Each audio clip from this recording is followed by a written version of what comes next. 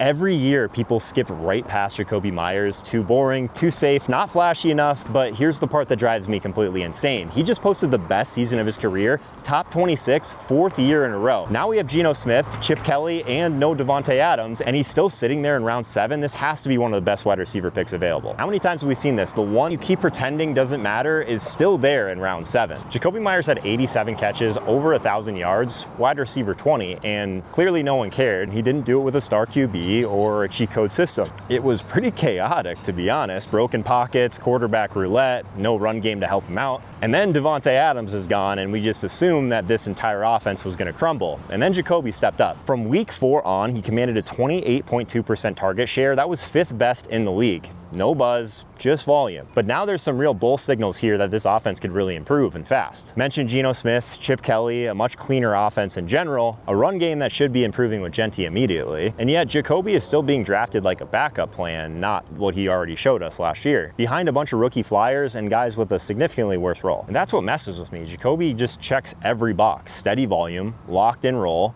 4 years of proof, but the second I hover over his name in round 7, it still doesn't feel like a win. It feels like I'm settling. But if I'm honest with myself, this is the exact spot of the draft where you should be trying to get a little bit of floor while everyone else is taking some massive swings that are kind of unnecessary. You need usable weeks in this round of your draft, especially if you're playing best ball. But every time Jakobi Meyers is there, I scroll. I don't picture the breakout. I don't picture the viral highlights on Twitter. I picture 6 or 60 and losing to a team that has like Quentin Johnson. And I hate that about myself because this isn't some sort of small sample fluke. He's done it 4 straight years, different systems, different quarterbacks with the same pretty elite result. He feels like the guy that you finally put in your lineup during a bye week and then you never take him out. He's a guy I barely ever drafted in the past, but this year I think it's different. I think he actually might be one of the best picks you can make. Geno's definitely not perfect, but we've seen it. He's competent, and Chip Kelly, he's gonna bring some tempo, some rhythm to this team, and then they draft Ashton Genty, a back who can actually move the chains consistently. Last year, the Raiders were dead last in rushing EPA. This year, the field should probably open up a little bit, and that should only help Jakobi Meyers, right? More rhythm, better space, better timing, even Brock Bowers clearing out the seam. But I still hesitate because I've seen this before. The offense gets better, and then the chain mover, aka Jakobi, disappears. The guys who completely thrived in chaos, yet kind of get pushed aside once everything in the system starts finally clicking. And I don't know if that's about to happen to Jakobi or he's about to break out in a big way because he's not breaking 40-yard plays. He's not scoring 12 touchdowns. He just gets open consistently, makes catches, moves the sticks. That's the exact part of this that makes it so hard. You would think a guy like Geno Smith would thrive with a player like Jakobi and his skill set. Regardless, when it's my turn to draft, I want someone who could win me a week. But Jakobi,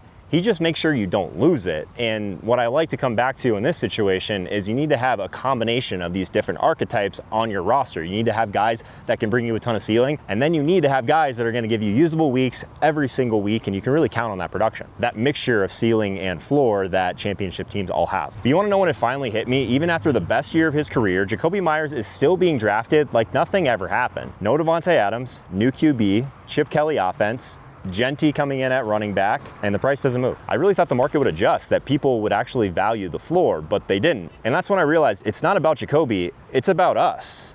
We think we're chasing value, but we're chasing emotion. We draft guys who feel like upside, the ones that feel like they have some juice, the narrative, the clips. And Jakobi doesn't give you any of that.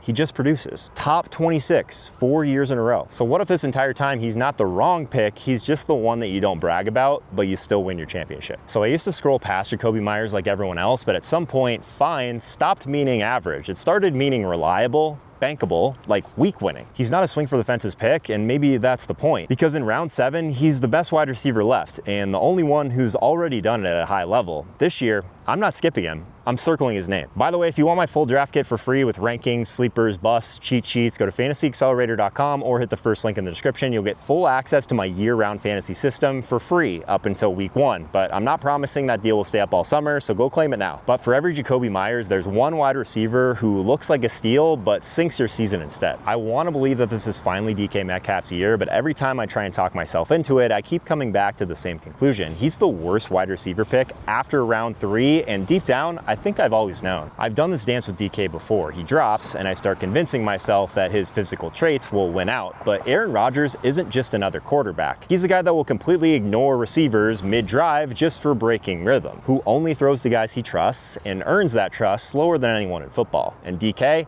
He's one of the least precise route runners in the entire league. That's not just a mismatch, that's a ticking time bomb on every single route. And we keep drafting him like the safety is gonna be there, but the touchdowns haven't come, the targets keep slipping, and now he's tethered to a 41-year-old in a brand new system, so why is he still being priced like a wide receiver too? Doesn't feel locked into me. I wanna find the upside, but all I see is uncertainty. And now you've got Arthur Smith.